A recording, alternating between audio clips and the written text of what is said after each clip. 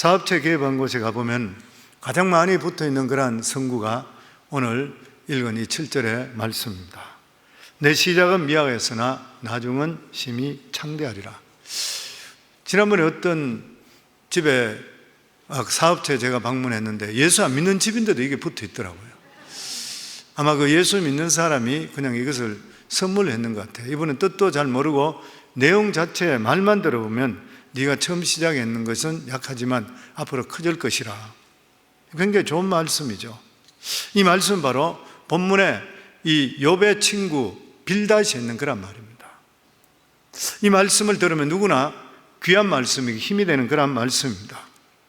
처음에 어떤 일을 할 때 모두 다가 초라하기 시작합니다. 보잘것없이 시작했는데 나중에는 세월이 지나면서 하나님의 축복을 받아서 엄청나게 되었다. 참 좋은 것입니다. 사실 하나님의 백성에게는 모두 다 이런 가능성이 다 있는 것이죠. 대부분의 사람, 그렇지 않은 사람도 있지만 많은 사람이 어려울 때에 하나님을 찾습니다. 가정의 어려움, 사업의 어려움, 아니면 몸의 질병, 아니면 자녀들, 이러한 어려워서 하나님을 찾는 사람, 대부분의 사람들이 모두 다 미약한 그런 사람들입니다. 그런데 나중에 은혜를 받고 보니까 어마어마한 하나님의 축복 속에 내가 들어있다는 것을 알게 되는 것이요. 특히 오늘 말씀은 욥의 친구 빌닷이 이미 망해버리고 재산 다 날아가고 자식 다 죽어버렸고 온몸에는 악착이 나서 인생으로 봐서는 소망이 전혀 없는 이러한 욥을 찾아와 했는 그런 말입니다. 하나님의 백성의 놀라운 점이 뭐냐면은 어떤 경우에 처해졌다 하더라도 언제든지 은혜만 받게 된다면 새 출발할 수 있다는 거예요. 새로운 능력이 우리 속에 솟아난다는 거예요. 이것은 우리 인간적으로는 도저히 이해가 되지를 않는 일입니다. 그래서 우리는 아무리 비참한 그러한 지경에 빠져 있다 하더라도 은혜만 받게 된다면 다시 축복의 길이 우리에게 열리게 되어 있는 것이에요. 그래서 저희들은 항상 은혜를 사모해야 되는 것이에요. 빌닷은 어떤 사람입니까? 많은 사람들, 학자들이 이야기하기를 빌닷은 정통적인 신앙을 가진 사람이라 그렇게 생각을 합니다. 왜냐하면 빌닷은 말을 시작하자마자 욥을 보고 네 말이 그친 바람, 거센 바람, 광풍 같다 그렇게 책망하면서 너희 자식들이 죽은 것이 그들의 죄 때문에 죽은 것이라 이런 식으로 말했습니다. 그러니까 우리가 생각할 때 상당히 고루한 신앙을 가진 사람이라 이렇게 생각할 수가 있는 것이에요. 그런데 실제적으로 이 내용들을 쭉 읽어보게 되면은 그의 사상이 아주 고루하고 시대에 뒤떨어진 그런 사람이 아니라 오히려 욥의 신앙의 균형을 잡아줍니다. 그는 오랜 전통 신앙을 존중하면서도 딱딱하고 경직된 신앙이 아니었습니다. 오히려 욥이 지금 현재 실망하고 외골수로 빠져있는 그 신앙을 균형 잡아주는 상담자 역할을 하고 있습니다. 욥이 가진 생각이 뭐냐면은 우리가 이 세상에 존재하는 자체가 문제가 있다는 것이에요. 그래서 자기의 생일을 저주했습니다. 내가 왜 태어나는 것인가?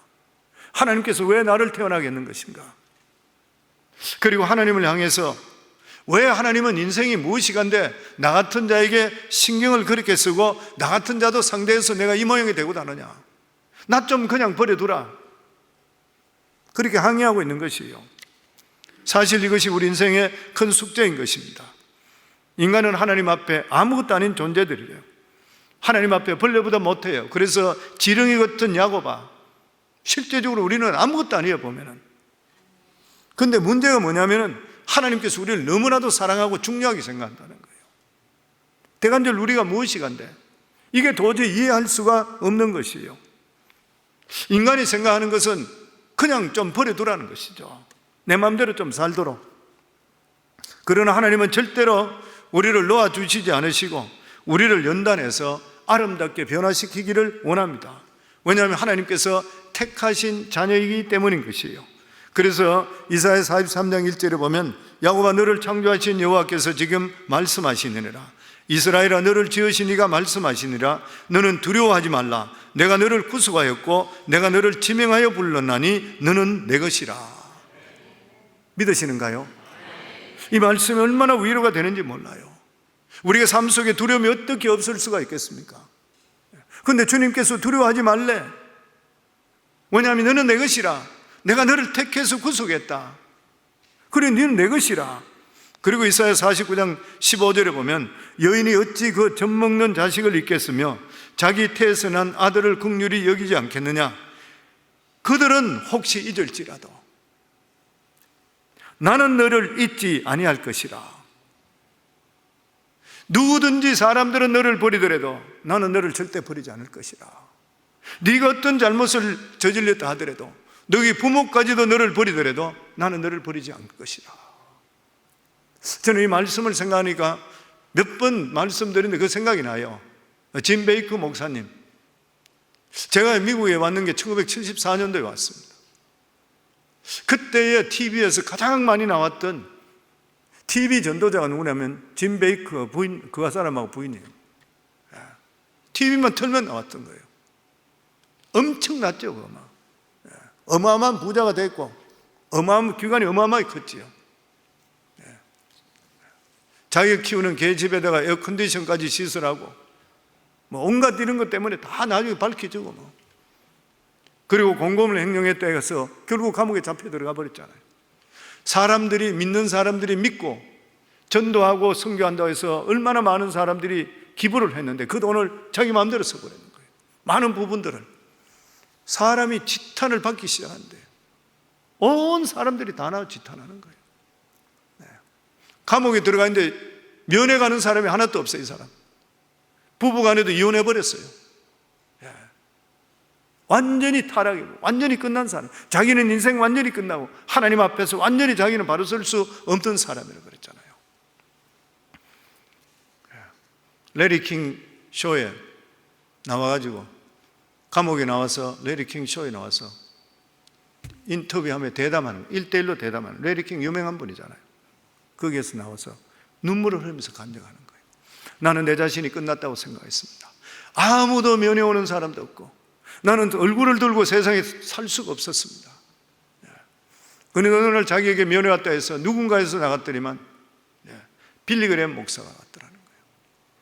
빌리그램 목사가 와서 자기에게, 짐, 하나님께서 나에게 주시는 메시지를 자네에게 전달하기 위해서 나는 여기 왔네.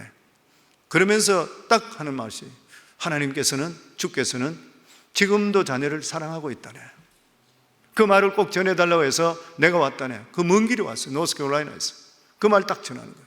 그 소리 듣고 짐 베이커가 진짜 바뀝니다. 인생 완전히 바뀌어버린 사람. 아, 이런 가운데서도 하나님께서 나를 생각하고 계시구나. 이런 가운데서도 하나님께 나를 사랑하고 있구나. 저는 이 그에 얼마나 우리 믿는 사람이 위로가 되는지 몰라요. 우리가 바로 못 살 때 많잖아요. 올바로 살지 못할 때 많아요. 그럼에도 불구하고 하나님께서는 한 번 택한 하나님의 내 자녀들은 어떤 일이 있다 하더라도, 부모까지도 너를 버리는 일이 있더라도 나는 너를 절대 안 버린다는 거예요. 이게 우리 마음속에 하나님의 주시는 얼마나 귀한 사랑인지를 모르는 것이에요. 저 여러분들이 하나님의 이러한 사랑을 받고 있을 뿐만 아니라 어떤 경우 속에서도 하나님께서는 우리를 사랑하시고 언제든지 우리가 하나님 뜻 가운데 돌아오고 믿음 안에 살기를 원하신다는 것을 우리 마음속에 가지시기를 주 이름으로 축원합니다.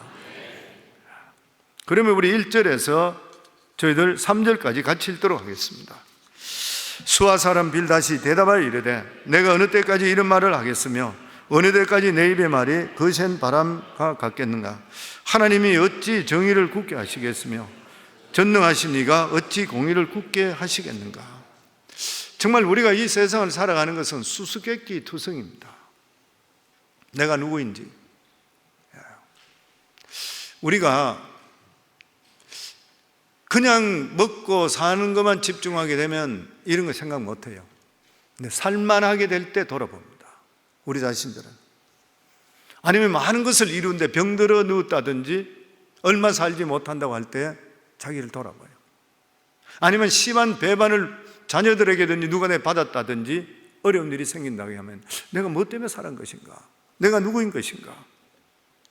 왜 살아야 하는지, 죽으면 어떻게 되는지 아무것도 모르고 그냥 살아가는 것이에요. 근데 이 수수께끼가 어디서 풀리냐면 하나님을 만나면 풀리게 되어 있습니다.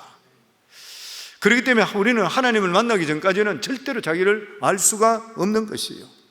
그래서 대부분의 사람들은 자기 인생의 수수께끼를 풀지 못하고 그냥 죽습니다. 하나님 만나지 못하면 그냥 죽는 거잖아요. 그냥 가버리는 것이 인생이 뭔지도 모르고.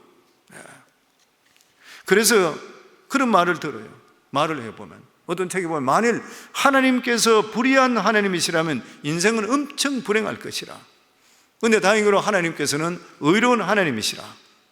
하나님은 절대로 우리에게 악한 짓을 시키시는 분이 아니시라. 우리가 의롭게 살기를 원하시는 하나님이라. 그런데 하나님의 놀라운 점이 뭐냐면은 악인의 인격도 최대한 존중하는 거예요. 우리가 볼 때 악한 자는 바로 죽어보면 좋겠는데, 망하면 좋은데 아니라는 것이에요.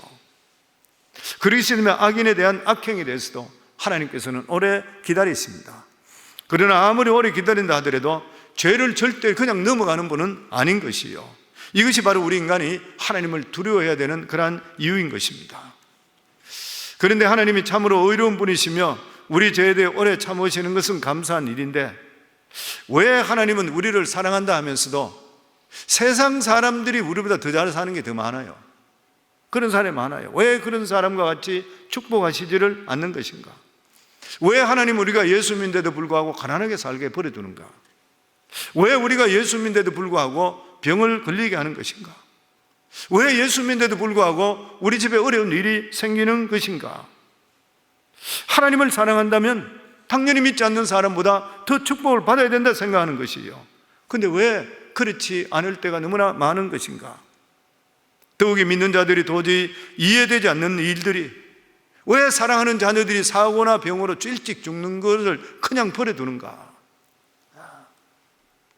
2절 말씀에 이렇습니다. 내가 어느 때까지 이런 말을 하겠으며 어느 때까지 내 입의 말이 거센 바람과 같겠는가? 거센 바람, 광풍이 어때요? 미친 듯이 바람이 불기 때문에 어디로 갈지 모른다는 거예요. 네 입의 말이 지금 그렇다는 거예요. 빌닷이 볼 때에 지금 욥이 너무 상심했기 때문에 입에서 그냥 칼 같은 말들이 나오기 시작하는 거예요. 계속적으로. 그래서 빌닷은 욥이 지금 말이 너무 지나치다 생각해.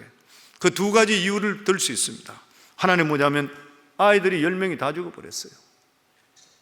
빌닷은 욥이 아들이 다 죽은 것에 대해서 욥은 하나님이 불의한 것 같다고 생각하면서 지금 하나님이 불의하다고 판단한다는 거예요. 어떻게 이럴 수 있습니까? 다시 말해 하나님이 우리를 사랑한다 하시면은 우리 가족, 적어도 내 자녀들이 다른 사람 살 만큼은 생명을 보장시켜 줘야 되지 않습니까? 적어도 우리가 하나님 백성이라면 남들만큼 행복할 권리가 있지 않습니까? 그런데 이렇게 되었습니까? 그리고 이 빌닷은 욥이 하나님 앞에서 자기 주장을 너무 강하게 한다고 생각했어요. 욥이 인간인 주제에 감히 창조주 하나님께 따진다는 거예요. 하나님 앞장에 나와 있듯이 하나님 제가 악을 행한데 그것이 하나님께 무슨 영향을 미친다고, 저 같은 자를 상대해서 주야로 나를 이렇게 징계하십니까? 하나님 그렇게 할 일이 없습니까? 이렇게 따졌던 것이에요. 이것에 대해서 빌닷은 욥의 말이 너무 지나치다고 보는 거예요. 이걸 그대로 버려두다 보면은 그 입에서 무슨 말이 나올지를 모르는 것이에요. 그래서 빌닷은 욥에게 3절에 보면 하나님은 의로우다는 것을 믿으라. 하나님이 어찌 심판을 굽게 하시겠으며 전능하신 이가 어찌 공의를 굽게 하겠느냐. 우리 생각에 하나님이 우리를 대하는 것이 심히 불공평한 것 같다 하더라도 하나님의 의로우심을 믿어야 된다. 그런데 특히 욥이 받아들이기 힘든 것이 뭐냐면 아이들의 죽음이었습니다. 4절에 보면 내 자녀들이 주께 죄를 지었으므로 주께서 그들을 그 죄에 버려두셨나니. 빌닷은 욥의 아이들이 죽은 것이 그들이 어리다거나 아무리 어리다 한다 하더라도 인간이기 때문에 죄를 지었고 결과적으로 죄 때문에 죽었다, 그렇게 결론을 내린 것이에요. 사실 인간 중에서 죄인이 아닌 사람이 누가 있겠습니까? 인간은 어른이나 젖먹이나 할 것 없이 모두 다 하나님 앞에 죄인입니다. 설령 그렇기 때문에 하나님께서 죽게 하더라도 인간은 아무도 할 말이 없는 거예요.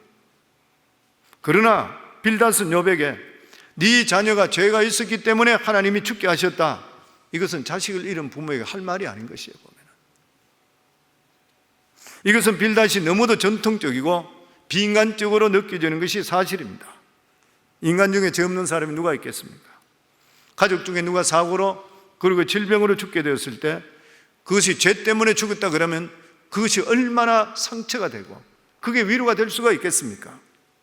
그래서 우리는 자칫 잘못하면은 교인들 중에 누가 다 사고를 당하든지 사업에 실패했을 때 저 사람 신앙생활 저리 잘 못하더니만은 결국 저리 됐구나,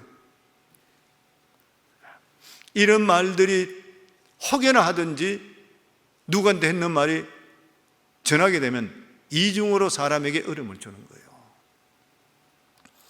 우리가 이럴 때 말을 진짜 조심해야 돼요. 서로 그렇다 하더라도 판단하고 심판하는 것은 하나님 몫입니다. 항상 그 생각이 돼요. 그래서 우리 삶 속에 어려운 일이 생겼을 때 자기 자신은 돌아볼 때 내가 하나님께 뭘 잘못했습니까? 돌아봐야 되지만 우리가 상대편이 잘못하고 이랬을 때는 진짜 입단속을 하셔야 돼요. 성도들은 보면은 우리는 절대로 다른 사람의 신앙을 함부로 판단해서는 안 되는 것입니다. 그리고 믿음의 자녀가 어려서 죽는다고 반드시 죄에 대한 심판이라 볼 수는 없는 것이죠. 왜냐하면 그것은 이 세상에 사는 우리들의 삶의 기준이기 때문입니다.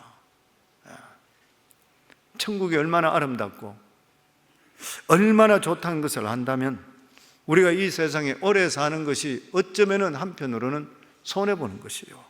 사도 바울이 그랬잖아요. 사도 바울이 빌립보 교인들이 그런 말 했잖아요.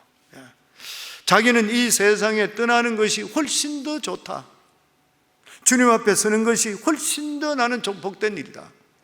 그런데도 불구하고 내가 여기에 더 있어야 되는 그러한 이유는 너희들의 유익을 위해서 내가 있어야지 너희들의 믿음에 유익되기 때문에 내가 천국 가지 않고 여기 기다리고 있는 것이라.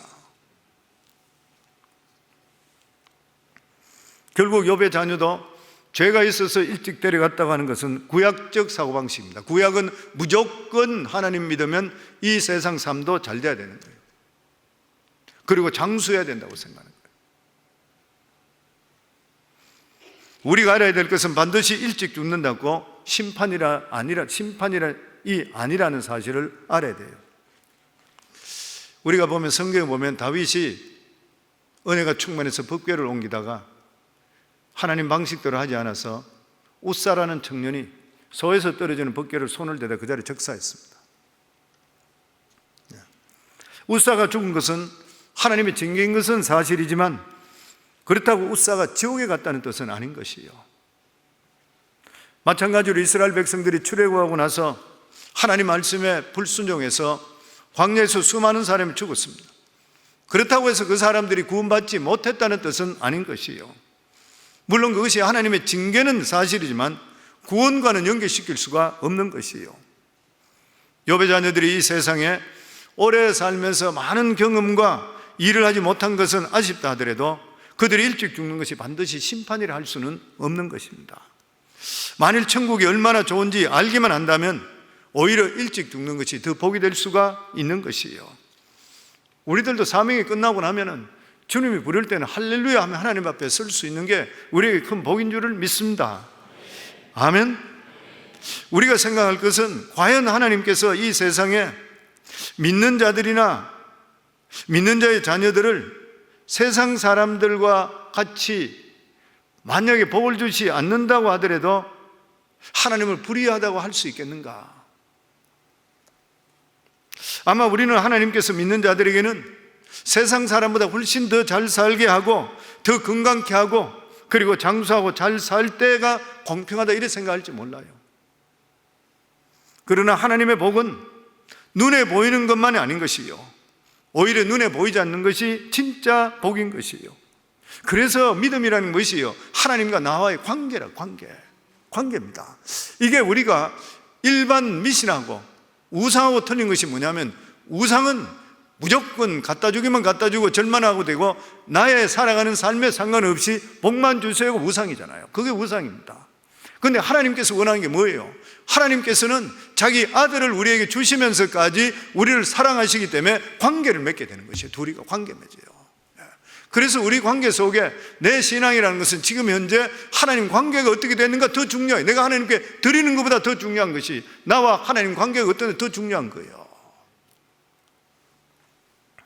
이번에 창립 24주년이 있고 그러고 나서 그날 저녁인가 그 다음 날인가? 우리 텍사스의 데이빗 이제 부부가 페이스타임으로 저한테 이제 이야기를 하고 인사하러 왔어요. 오면서. 그래서 우리 교회가 24주년이었었다. 그러니까 자기가 여러 가지 나한테 그래 이야기해 주고 나서 하길래 내가 아들에게 그래 이야기했어요. 나중에 끊기 전에 아들아, 나한테 기도해 주라. 그러니까 자기가 기도를 하더라고. 저한테 기도를 하는데 그 기도 내용이 뭐냐 하면은 그래 이야기해요. 하나님, 우리 아버지가 선교사를 몇 명 파송했는 것, 교회 비전 센터를 짓는 것, 이런 것으로 기억하지 마시고 우리 아버지가 24년 동안 그전부터 하나님을 만나고 지금까지 하나님께 얼마나 사랑하고 충성했는 것을 기억하시고 이 아들을 축복하시고 불쌍히 여기시고 하나님 부르실 때까지 강건케 해 주시옵소서. 제가 그 기도를 이래 들으니까 제가 마음속으로 굉장히 위로가 돼요. 제가 성도님 생각해 보세요. 건축했는 게 하나님 앞에 뭐 그래 큰일이겠습니까? 진짜 내가 하나님 앞에 설 때에 내가 선교사를 200명, 300명 파송했다고 그것을 내가 어떤 견장같이 달고 갈 수 있겠습니까? 아무 소용없는 일이에요. 근데 그 기도를 나한테 해주더라고요. 하나님, 지금까지 수고했는데 하나님 부르실 때까지 언젠가 주님 앞에 서겠지요. 나이가 이제 들었으니까. 그런데 강건케 하셨다가 하나님께 그 수고를 기억하시고 칭찬받는 그러한 종이 되게 하소서. 그러더라고요. 제가 그걸 들으면서 그래, 맞는 말이지. 하나님과 우리 관계는 관계잖아요. 관계. 내가 얼마나 하나님을 사랑했고 내가 얼마나 하나님 뜻 가운데 충성했고 내가 받은 이 은혜를 감사해서 내가 어떻게 사는가, 이게 진짜 중요한 일이잖아요. 보면 하나님께서 말씀하는 게 그거잖아요. 세상에 있는 그러한 복을 너무 찾지 마라. 없어지는 것들이라. 너희가 세상에 배불러 하고 하나님의 복을 찾으려 하지 말라. 하나님께서 어떨 때는 우리에게 세상과 같은 그러한 복을 주지 않을 때가 있는 것은 하나님께서 우리가 너무 사랑하기 때문에 그렇습니다. 왜냐하면 하나님께서 우리에게 모든 것을 주시려고 하는데 사람들은 세상의 눈에 보이는 것을 더 좋아하게 될 때는 하나님의 사랑이 뒷전이 되어버린 거예요. 그래서 하나님의 사랑을 체험한 그러한 사람들은 하나님과의 관계를 멀리하는 것을 다 끊어버립니다. 은혜 받게 돼보세요. 물질이 필요해요? 진짜 은혜 받아보세요. 돈 구해요? 안 구합니다. 저 경험했어요. 저 사업 진짜 잘해봤거든요. 근데 진짜 은혜 받고 나니까 사업도 잘 되고 돈 버는 재미가 하나도 없어져. 그래서 여기 잠언에 보면은 아굴의 잠언, 저는 이 말씀이 이 사람 은혜 받은 사람이구나 느껴요. 아굴의 잠언에 보면은 아굴이 뭐냐면 잠언 30장에 보면 나는 다른 사람에게 비해서 짐승이라, 사람의 총명이 없는 자라, 하나님의 아들이 누군지도 몰랐다. 이 사람이 하나님을 모르는 자가 은혜 받았는 거예요. 그러고 나서 잠언 30장 7절에서 9절에 보면 나옵니다. 우리 두 가지 한번 같이 읽도록 하겠습니다. 내게 두 가지 일을 주께 구하였사오니 내가 죽기 전에 내게 거절하지 마시옵소서. 곧 헛된 것과 거짓말을 내게서 멀리하옵시며 나를 가난하게도 마옵시고 부하게도 마옵시고 오직 필요한 양식으로 나를 먹이시옵소서. 혹 내가 배불러서 하나님을 모른다, 여호와가 누구냐 할까 하며 혹 내가 가난하여 도둑질하고 내 하나님의 이름을 욕되게 할까 두려워함이니라. 지금 아굴은 하나님께서 자기를 너무 부자로 만들지 말아달라고 부탁합니다. 돈이 많으면 많을수록 좋을 것인데 너무 부자가 되지 말게 해달라 그래요. 왜냐하면 부자가 되면 돈에 끌려가기 때문에. 돈에 끌려갑니다. 수많은 성도들이 부자 아닐 때는 하나님 잘 믿어요. 제가 목회하면서 느끼고요. 근데 어느 정도 살만하고 돈의 부자가 되기 시작하면서부터 그때부터는 돈 관리한다고 해서 그런지 사업을 더 키운다고 그러면서 믿음에 떠나버립니다. 하나님 관계가 끊어지는 거예요. 관계를. 그런데 여기 아굴은 하나님의 진리가 내 인생을 끌고 가기를 원하고 거기서 하나님이 주시는 것을 만족하겠대요. 하나님 말씀에 이끌려가는 그러한 인생이 되려고 하면은 부에 대한 생각을 바꿔야 됩니다. 저는 우리 성도님들이 부해지길 원합니다. 그런데 부한 것 때문에 믿음을 잃으면 그 부가 갖지 않은 것보다 못하는 거예요.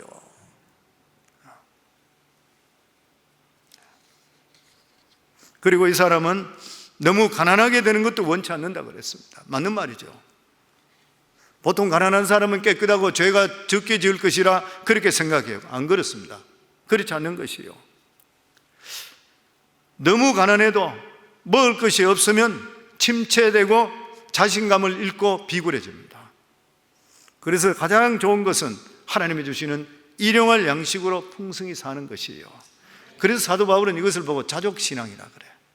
빌립보 4장 11절에 보면 내가 궁핍함으로 말하는 것이 아니라 어떠한 형편이든지 내가 자족하기를 배웠노라. 바울의 신앙은 자족하는 신앙, 이게 우리 신앙이 되어야 돼요.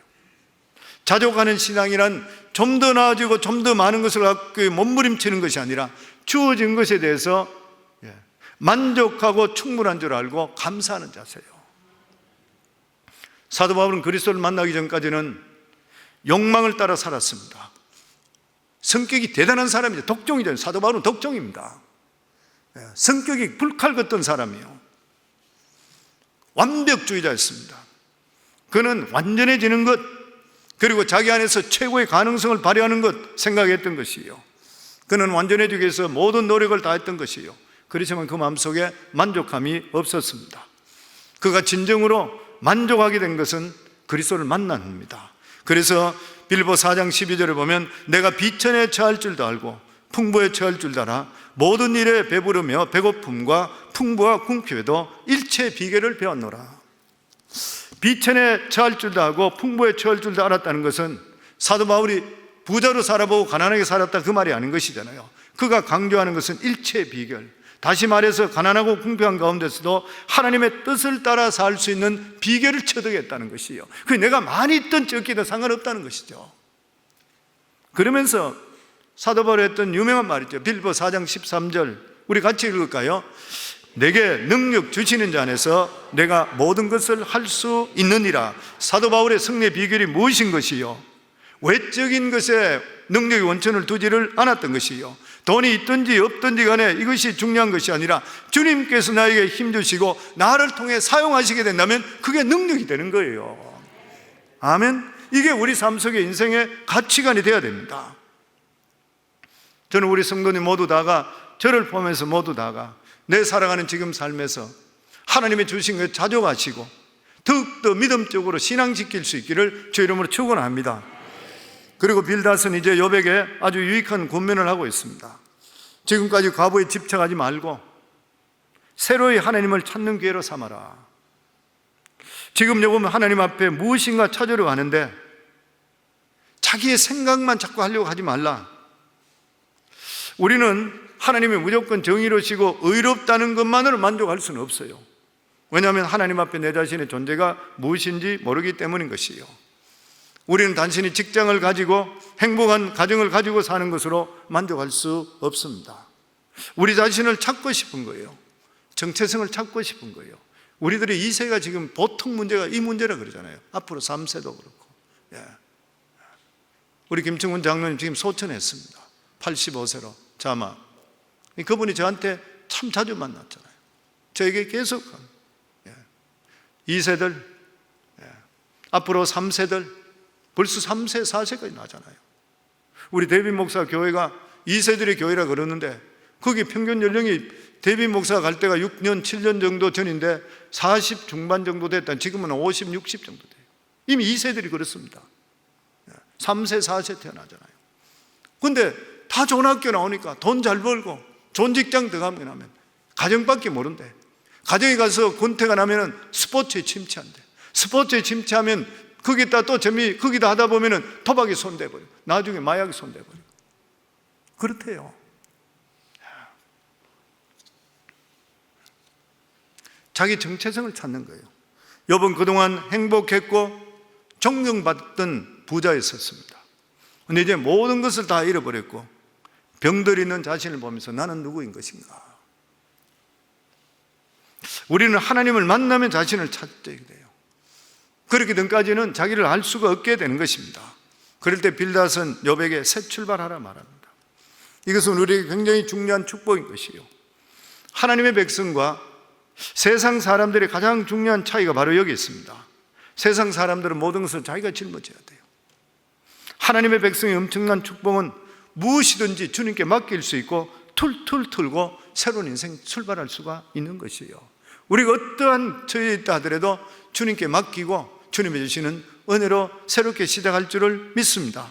이게 언제 시작되는 것인가? 나에게 새로운 은혜가 임했을 때, 새로운 은혜가 임했을 때 하나님께 새 힘을 주기 때문인 것이에요.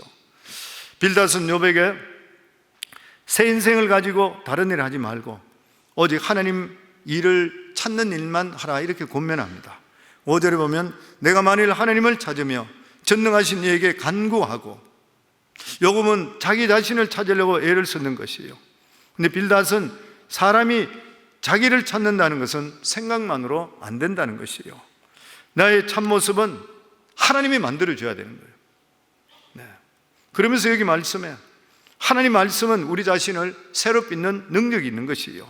그래서 우리가 하나님 말씀을 자꾸 듣게 되시게 되면은 하나님 말씀이 우리 얼굴을 깎기 시작합니다. 그래서 우리 얼굴이 빛이 나고 새롭게 바뀌는 거예요. 그래서 믿음 안에 들어와 있는 사람은 얼굴 색깔이 틀리게 되는 거예요. 왜 그래요? 하나님 말씀의 능력이 우리 속에 들어오기 때문인 것이에요.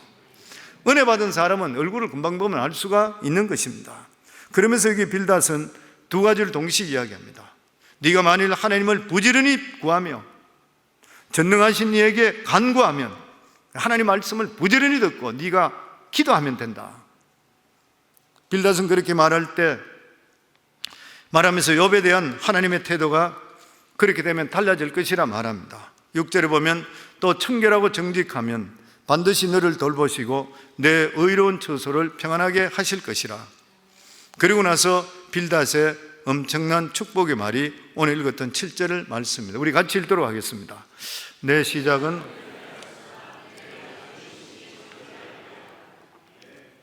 우리가 잘못 생각하면 빌닷이 세상적인 일반적인 복을 이야기하는 것이 쉬운데 결코 그것이 아닌 것이죠. 하나님 앞에 진정으로 복받은 그런 사람은 믿음의 비밀이 있습니다.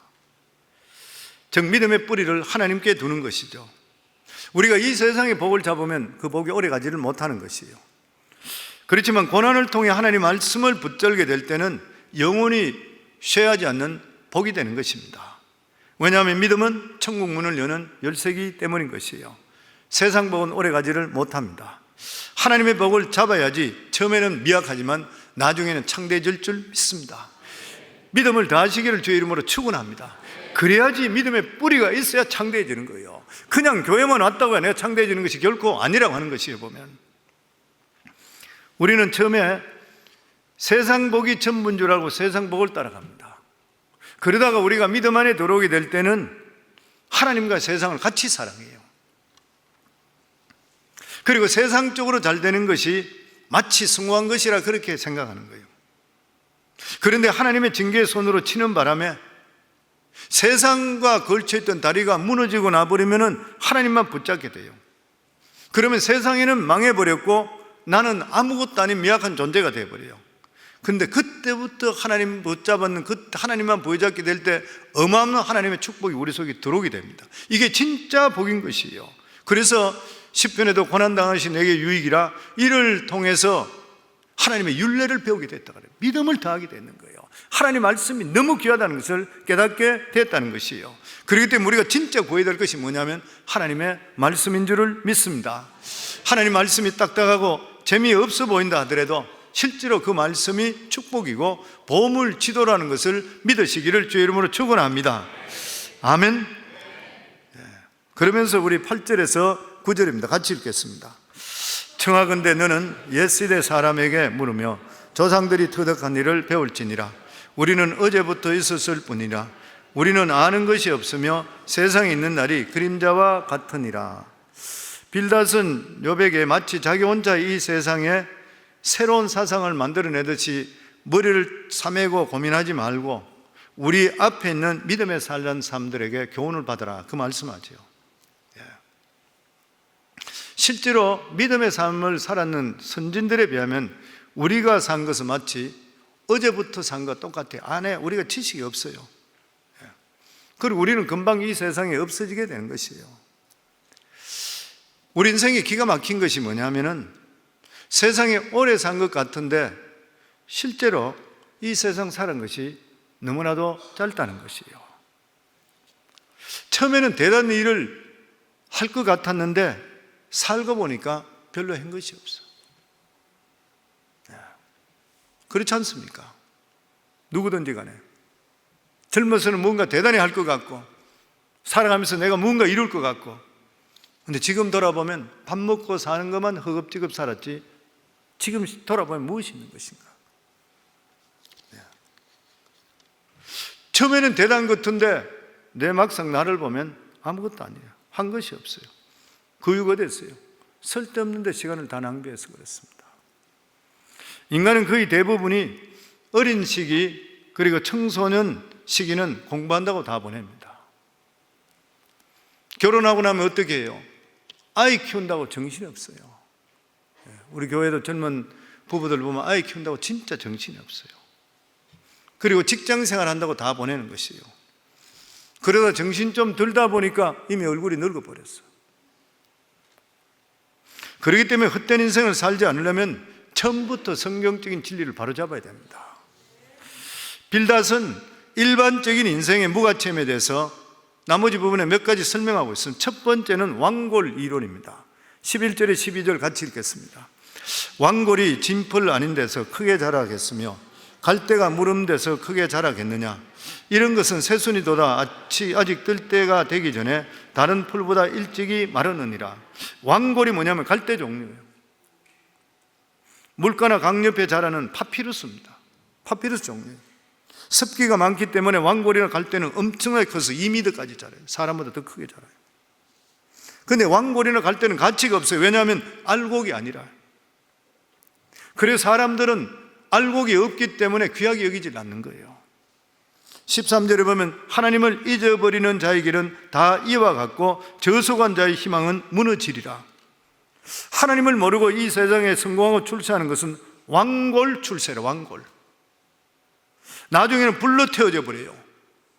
지옥에 가는 것이에요. 알곡이 아니기 때문입니다. 우리는 하나님의 알곡이 돼야 돼요. 침례요한은 이스라엘 백성을 향해서 알곡은 모아서 곡간에 드리고 죽정이는 꺼지지 않는 불에 던질 것이라. 세상 물만 먹고 자라는 것은 왕골 갈대인 것이요, 하나님의 말씀을 먹고 자라야지 알곡이 되는 것이요. 그러면서 두 번째가 오늘 여기에 빌닷은 금이집에 대한 이론을 이야기합니다. 14절에 15절입니다. 같이 읽도록 하겠습니다.